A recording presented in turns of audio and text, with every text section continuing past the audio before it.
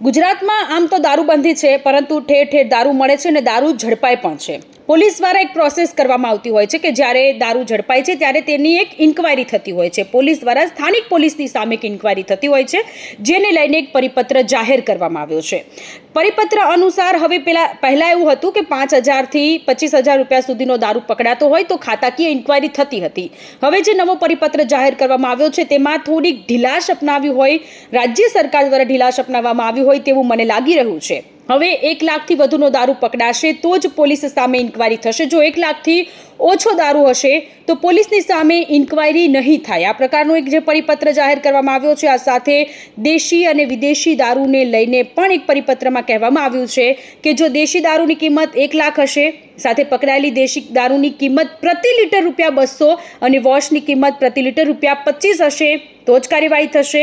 આ સાથે વિદેશી દારૂની કિંમત 2.5 લાખ કે જેમાં ફક્ત પકડાયેલો વિદેશી દારૂની કિંમત હશે, નશીલા પદાર્થના કેસ માટે ₹2.5 લાખની કિંમતના નશીલા પદાર્થનો મુદ્દામાલ હશે તો જ સામે જે ખાતાકીય જે ઇન્ક્વાયરી થતી હોય છે તે ઇન્ક્વાયરી થશે.